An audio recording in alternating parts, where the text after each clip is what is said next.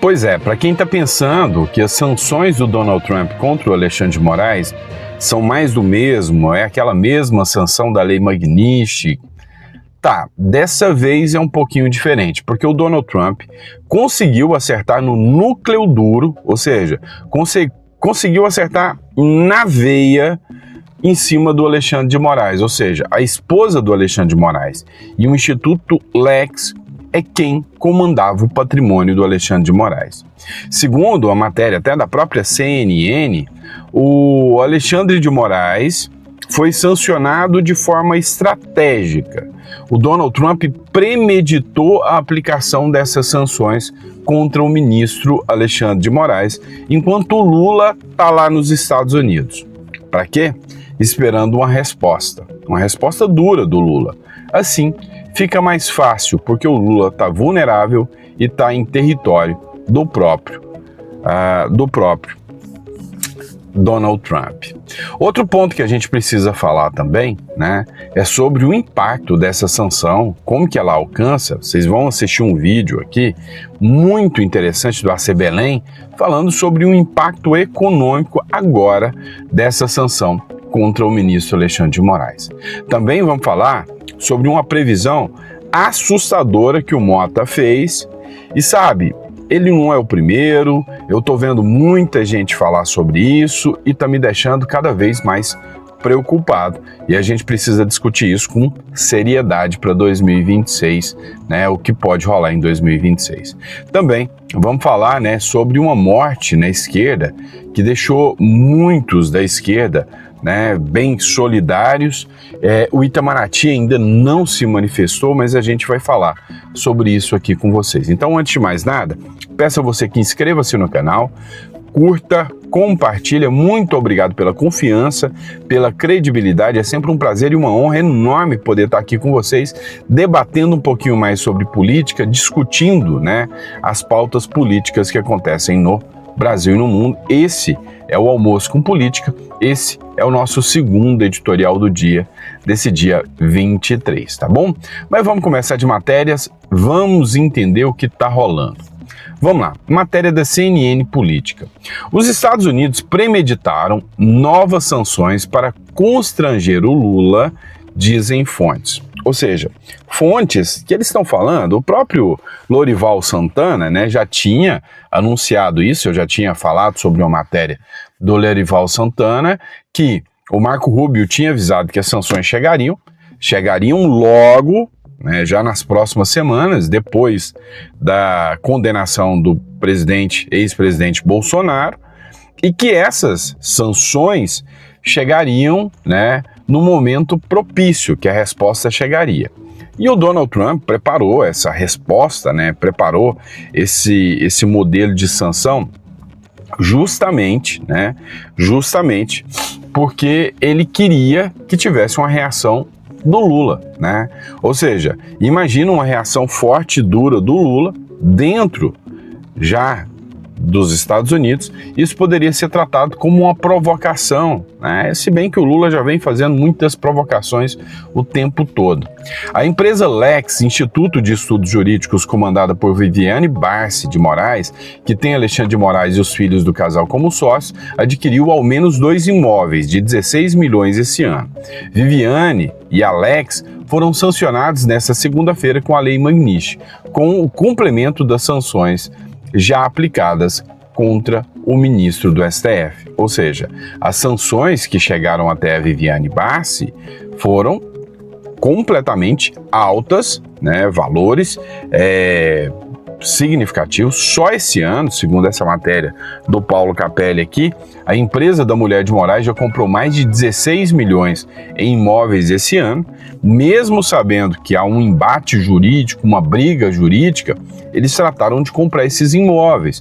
Como ela estava dentro de uma holding, talvez, né, pensaram que isso poderia blindar o ministro Alexandre de Moraes em relação à sanção, né,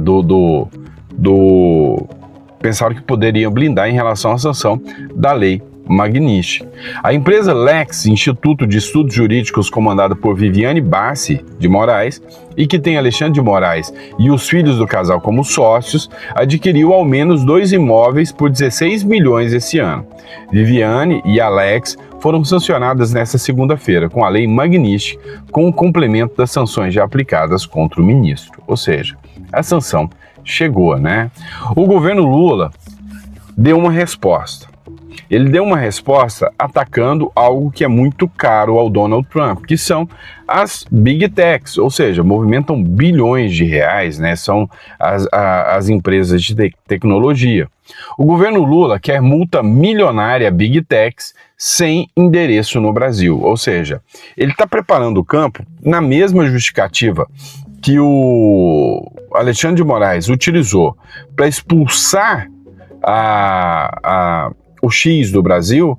Ele está usando agora, vocês têm que ter escritórios fixos aqui dentro do Brasil. E se não tiver, vem multa. O governo Lula encaminhou ao Congresso Nacional um projeto de lei que obriga as Big Techs a manterem escritório físico no Brasil. O descumprimento da regra poderá gerar uma multa diária de R$20 mil, valor que pode ser multiplicado em até 50 vezes pelo Conselho Administrativo de Defesa Econômica, que é o CAD, conforme a situação econômica da empresa, o que significa que a penalidade pode chegar a R$1 milhão por não ter, né? R$1 milhão por dia por não ter escritório aqui no Brasil. Agora, como eu disse para vocês, as sanções que podem ser aplicadas são sanções pesadas, não são sanções simples, não. Dá uma olhada, né? O IC Belém, ele fez uma análise aqui sobre as sanções que podem ser implementadas ao ministro Alexandre de Moraes, que eu achei bem interessante a gente discuti-las aqui. Olha só.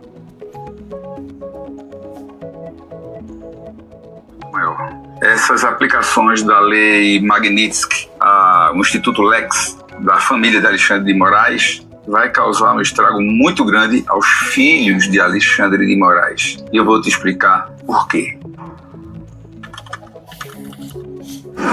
Alexandre de Moraes é casado com dona Viviane Bassi de Moraes e tem 3 filhos. Dos 3, me parece que 2 trabalham ou se são associados ao escritório Bassi de Moraes, ou algo assim, o nome do escritório da advocacia. O patrimônio dessa família é todo colocado no Instituto Lex, que foi sancionado com a Lei Magnitsky, ou seja, vão ficar com todo o seu patrimônio bloqueado. Alexandre de Moraes está estragando a vida da família dele. A obsessão dele por Bolsonaro o faz ficar cego e não enxergar o tamanho do estrago. Mas deixa eu te falar algo muito mais profundo. As empresas que são clientes do escritório Dona Vivi Bassi de Moraes também podem ser punidas. Por quê? Porque a Vivi Bassi de Moraes foi considerada uma agente financiadora do Alexandre de Moraes. E o escritório da advocacia da Viviane Bassi de Moraes é quem gera recursos para que ela tenha recursos para financiar Alexandre de Moraes. E quem é que paga isso? Quem é que paga os honorários? Os clientes do escritório. E nisso, se você for no site, você vai ver que existem grandes empresas, bancos inclusive, que caso eles continuem trabalhando com o escritório de dona Viviane Bassi de Moraes, pode respingar neles a Lei Magnitsky também. O que é que eu quero dizer com isso? Alexandre de Moraes está estragando tudo aquilo que a família dele fez. Os filhos dele são jovens, tem filha jovem. Parece que 2 trabalham no escritório da advocacia, são advogados, e uma parece que estuda medicina. Mas esta penalidade vai interferir muito na vida dos seus 3 filhos. É um excelente pai, não é? Eu fico, às vezes, observando como o poder é uma droga mortal. E não mata somente aquele que o tem, mata também seus filhos e esposa. Que Deus tenha misericórdia de Alexandre de Moraes e que este câncer seja dissipado o mais rápido possível.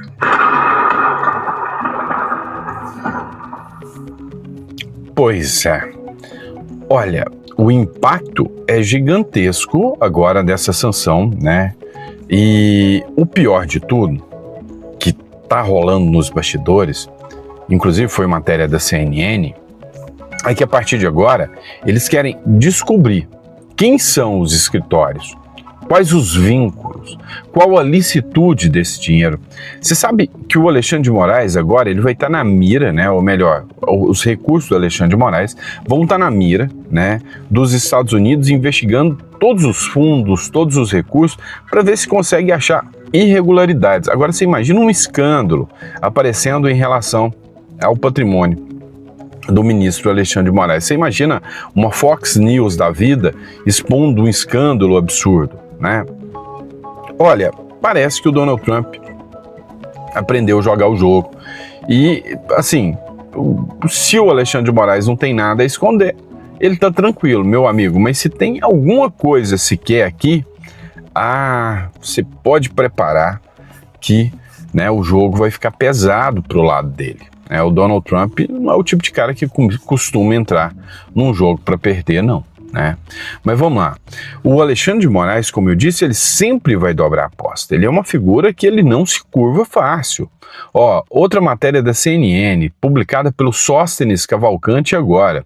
Após sanções, Moraes parte para cima de Bolsonaro com perseguição. Olha só o que é a matéria aqui da CNN.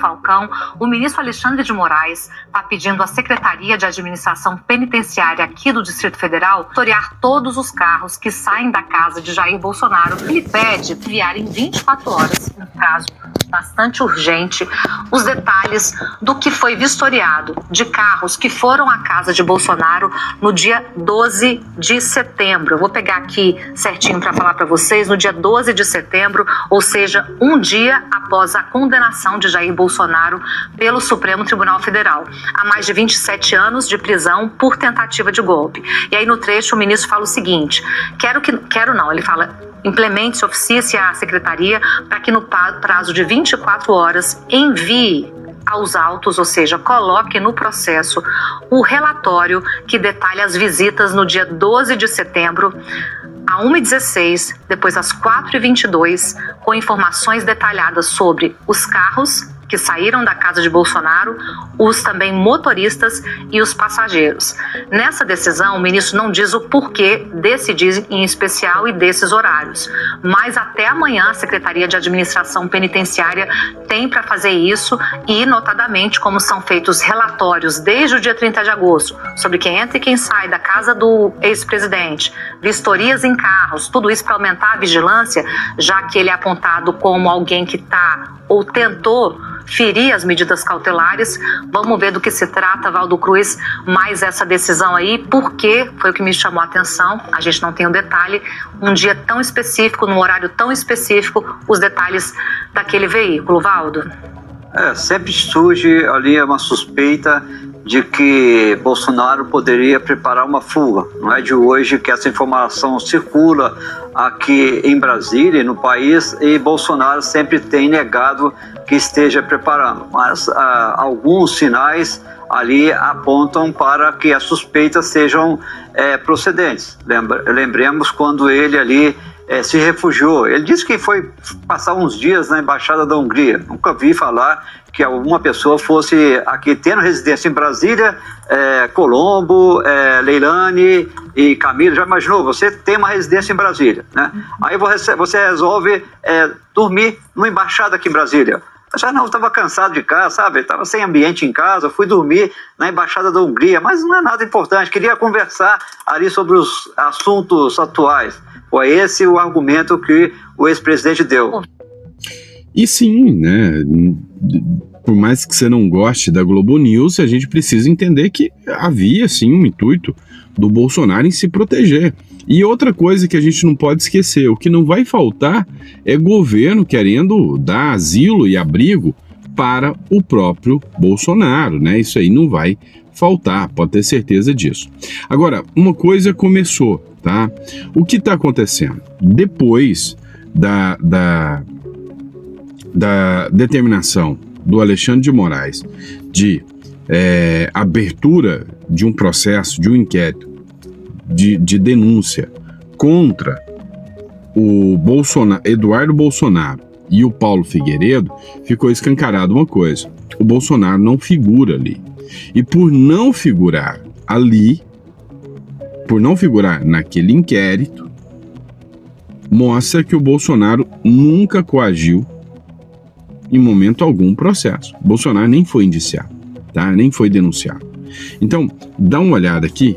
Uma série de juristas se manifestaram dizendo que a prisão do Bolsonaro deve ser revogada de imediato, mostrando que a prisão do Bolsonaro foi totalmente ilegal, mostrando que a prisão do Bolsonaro não pode permanecer.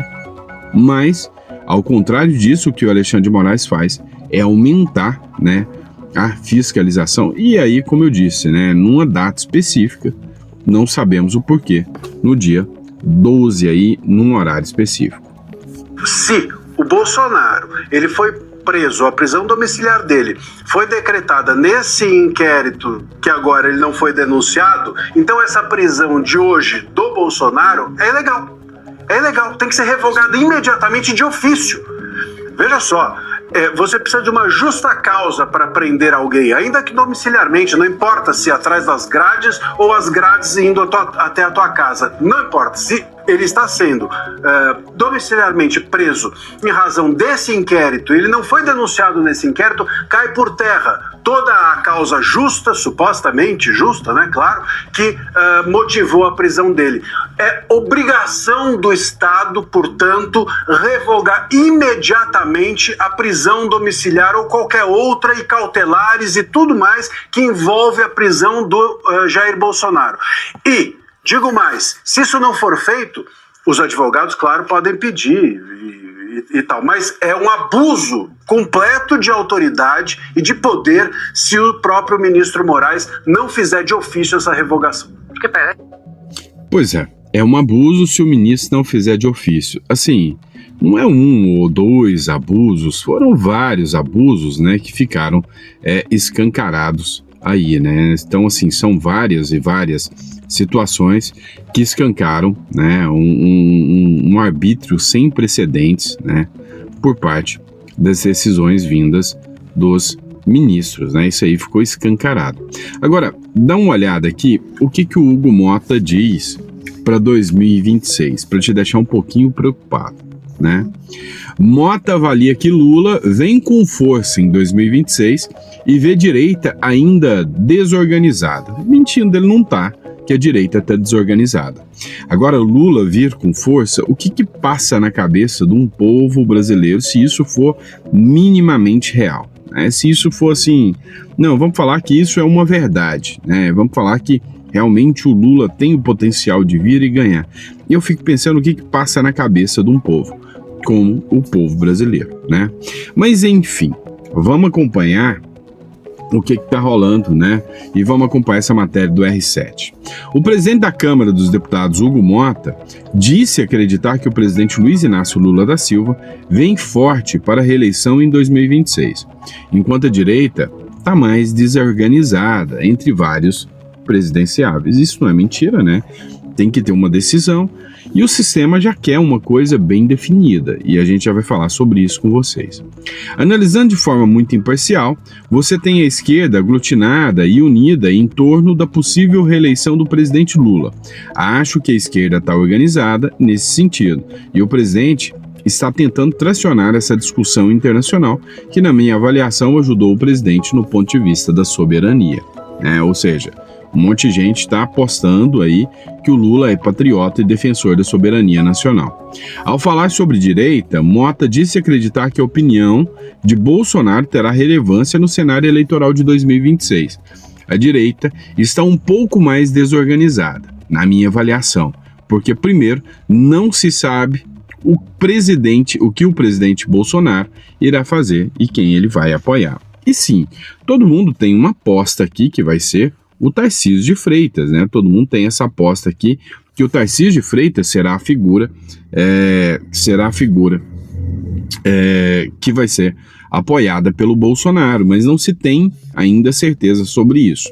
Tem o Tarcísio, agora o PSD do Kassab disse que vai lançar o Ratinho Júnior, o Caiado já foi lançado pela União Brasil, o Eduardo Bolsonaro teve uma proposta do Partido Novo e teve uma proposta do PRD, que é aquele partido que apoiou o Pablo Marçal também em 2024 nas eleições municipais, né? E aí provavelmente o Pablo Marçal seria uma figura que daria apoio ao Eduardo Bolsonaro, mas o Eduardo Bolsonaro o Pablo Marçal está inelegível, o Eduardo Bolsonaro também vai ficar inelegível, não esqueçam, tá?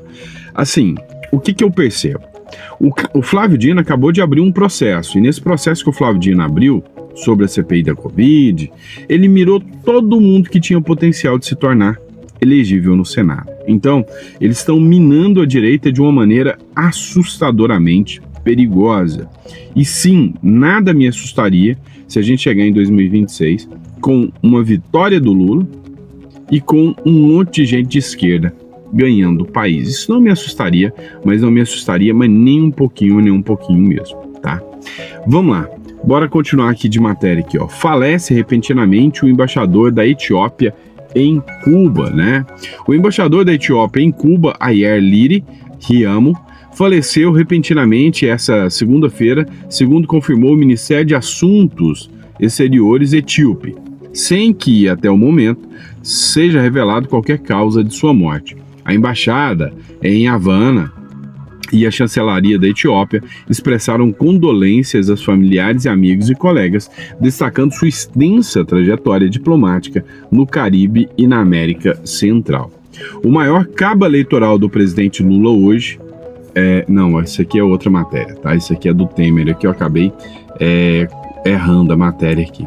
Mas enfim, né? Não teve manifestação, né, da esquerda até agora. Ele que era um braço direito, né, de dois países aí socialistas, né, uma figura amplamente ligada a Cuba, amplamente ligada ao regime comunista de Cuba, né, socialista de Cuba, assim como também ao regime etíope, né, que também é um regime que deixa a desejar pra caramba, né, e aí teve um monte de manifestação de figuras da esquerda, mas o Planalto, Itamaraty, não se manifestou sobre isso, tá? Vamos lá, pessoal, quero colocar uma matéria aqui, né, interessante para vocês. Dá uma olhada aqui, ó. Jurista perde a linha por causa do desgoverno Lula ao vivo em debate na Band. Cara, esse debate aqui foi impressionante, né? No Roda Viva, se eu não me engano. Lá na Band, o pessoal foi questionar o jurista, né, sobre as pautas do governo Lula. Tomaram essa resposta aqui, olha só. Não tem uma só emenda aprovada para o combate das organizações criminosas que coloca em risco a existência da própria República. Isso é sério ou não é sério? Mas para colocar isso na Constituição Federal, falta lei para combater toda essa criminalidade que nós estamos tratando aqui? E emenda a pergunta, tem uma tese hoje sendo discutida de enquadramento de terrorismo para isso que é praticado. O senhor concorda? Absolutamente. A Colômbia o faz assim. Os Estados Unidos, os países que perceberam a seriedade do drama, o fazem assim. E a minha preocupação, caríssimo Mito, caríssimos participantes da banca, é muito séria. Porque enquanto nós reclamamos uma política contensora das organizações criminosas, da criminalidade avassaladora que toma conta deste país, o Plano Nacional de Política Criminal do governo, portanto, oficial para 2024 a 2027, eu anotei aqui, critica a política repressiva e encarceradora, com endurecimento da legislação penal, criminalização de grupos sociais e maior utilização da prisão. O que pretende o governo? Desprisonização. Eu gostaria de saber quem foi o gênio da garrafa térmica e baseado em que conhecimento, que faz 4 décadas aproximadas que eu estudo isso, que é capaz, neste momento grave de incêndio social da criminalidade, propor como política nacional para 4 anos, e agora tem uma PEC apresentada pelo governo para ele centralizar a política nacional, tirando a autonomia dos estados. Quem teve esta ideia de propor de centralizar ao mesmo tempo que faz um discurso libertador de criminosos que prisão não resolve? É como se os departamentos penitenciários, como se o Ministério da Justiça não acreditasse ele próprio no que faz. É como o professor de direito penal que dá aula de direito penal criticando o direito penal. Você não pode comandar a organização dos presídios, a punição no Brasil, a segurança, dizendo que ela não serve, que tem que soltar. Já bastam aqueles que jogam toda a culpa na economia. O problema da maldade humana ele é muito mais complexo do que setorizar na economia, na medicina. E o que cabe ao Ministério da Justiça é construir presídios necessários para atender a demanda nacional. Um detalhe, cada presídio de segurança máxima nacional, federal, custa aproximadamente de 40 a 45 milhões. São 4, né? São apenas 4. O escândalo do INSS, que fala em 5 bilhões, daria para construir centenas. O custo da corrupção anual no Brasil, em torno de 3% do PIB, seria mais ou menos 300 bilhões. Fiz os cálculos. Presídios de segurança máxima seriam construídos em torno de 7.500 presídios. Nós temos 5. Mas não é uma piada de mau gosto? É uma piada de mau gosto, né? Na verdade, não é nem uma piada, é um projeto. É um projeto, né, onde esses grupos, né, literalmente tomam conta de tudo, né? E o poder é conivente com isso, porque é interessante a eles, os mantém no poder. Ó, o Barroso, depois das sanções do Trump ao Alexandre de Moraes, deu uma recuada, né? Disse que o Congresso poderia reduzir a condenação de Bolsonaro ao não acumular penas para golpe, diz o Barroso. Então o Barroso ainda está conduzindo, né, o processo da anistia. Ontem a Daniela Lima disse que azedou, que não vai ter mais discussão, conversa sobre a anistia, que a anistia não vai ser mais discutida, mas não é o que diz o Barroso aqui, né? Mesmo depois da sanção, ele veio e falou, não, eu tô vendo é que nós vamos precisar amenizar aí pro Bolsonaro, mas não vai resolver, eles vão deixar o Bolsonaro inelegível. E assim, hoje a percepção que o Trump tem é que o Brasil está fazendo a mesma coisa que a Venezuela, tirando os opositores políticos, tirando os candidatos que podem vencer o sistema do jogo, tirando ele da jogada, né? O presidente do STF, Barroso, afirmou nesta segunda-feira que uma possibilidade para redução de penas de condenados pela trama golpista de 2022, né, se daria se o Congresso aprovasse uma lei para não acumular os dois crimes contra a democracia em relação aos quais o ex-presidente Jair Bolsonaro e aliados foram condenados. A declaração foi dada durante uma entrevista do TV Cultura, né, pessoal? TV Cultura. Vamos lá, bora entender um pouco mais o que está acontecendo aqui. Eu tô com 27 minutos, né? Então, vamos pegar... essa aqui, eu quero pegar essa aqui com vocês. Essa turminha do amor, né? A Left People do amor. Dá uma olhada aqui, ó. Esquerda tenta matar o adolescente na Câmara Municipal de Guarulhos. Cara, essa esquerda é mais radical do que você possa imaginar. Os caras, e ainda não tem maiores informações, pegam um moleque de 16 anos, e eu já tô falando há muito tempo. Você sabe aqueles meninos que chegam e querem, eu vou te questionar aqui, principalmente a turminha do MBL, que chega lá e põe esses meninos fazerem esse tipo de trabalho. 2 brutamontes jogaram o moleque, pisaram no peito do moleque, até o moleque quase morrer sem ar. E aí eu tô falando há muito tempo, não adianta ficar questionando essa turma radical da esquerda, eles são radicais. Quase mataram um menino de 16 anos, não vai ter um grupo da imprensa divulgando isso. Eu não sei aqui, ó, o 360 diário, mas na grande mídia você não vai ver uma matéria sequer sobre isso aqui. Dá uma olhada. Chama a ambulância. Ó o rosto. O que fizeram com o menino? Ameaçaram dar uma facada no menino e agora é o rosto do menino como tá. Ameaçaram dar uma facada. Senta ele aqui, ó. Senta aqui.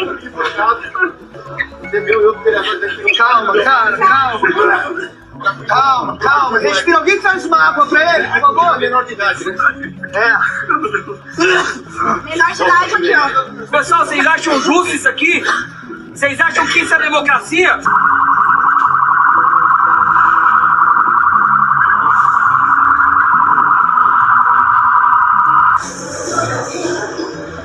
Um menor de idade foi agredido. Eu quero só mostrar pra vocês quem foram os agressores. para que depois a gente possa identificar e processar. Esse rapaz aqui, eu acabei de ver o vídeo, foi o rapaz que deu um soco no rosto do menor de idade e derrubou ele no chão, tá bom? Fica registrado aí, os agressores vocês vão pagar na justiça. Pois é. Vocês acham que eles vão pagar na justiça? Cá entre nós.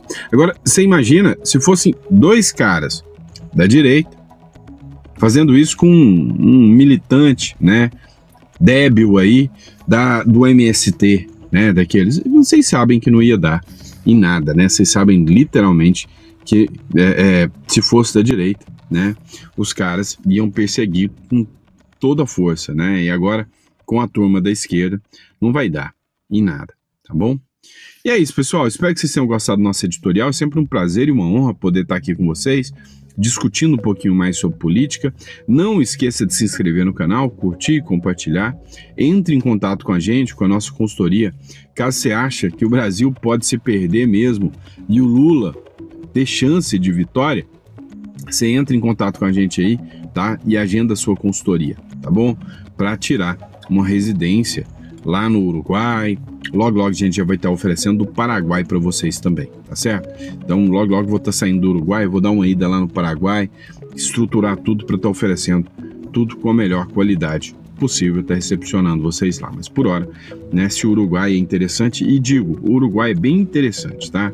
Se o seu intuito é guardar dinheiro, ter uma conta com uma segurança jurídica, é uma cédula rápida, barata de se fazer, então o Uruguai é um ótimo negócio, tá bom? Grande abraço, fiquem com Deus e até o próximo editorial.